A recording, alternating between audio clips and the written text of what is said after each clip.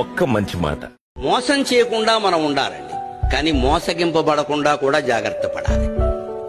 నేను ఎవరిని మోసం చేయలేదు, కానీ నన్నే అందరూ మోసం చేసి అది నీ దోషమే, సవరించుకోవాలి. దాని ద్వారా సానుభూతి సంపాదిద్దామని చూడద్దు. కలియుగంలో ఎప్పుడూ ధర్మం ఏమిటంటే మనం మోసానికి లోను కాకుండా ఉండాలి అంటే ఎదుటి వాళ్ళని మన పట్ల ఏం మాట్లాడుతున్నారో ఏం చేస్తున్నారో ఎప్పుడూ ఓ కన్నేసి ఉంచాలి. ఎవరిని పూర్తిగా నమ్మొద్దు. నమ్మాను అని చెప్పేవాడిని కూడా సగమే నమ్మాలి. ఎవరి యందు ఎలా ఉండాలో అలా ఉండాలి తప్ప అందరికీ ఒకటే సూత్రం కలియుగంలో పనికిరాదు. ఎందుకంటే మానవులందరూ అలా ఉండరు. ఏ యుగంలోనూ ఉండరు, ఇందులో మరీ ఎక్కువ. పైగా ఈ యుగంలో పగలు ఎలా ఉంటారో రాత్రి ఎలా ఉంటారో తెలియదు. ఎవరిని మంచివాడు అనడానికి లేదు, అలాగని చెడ్డవాడు అనడానికి లేదు.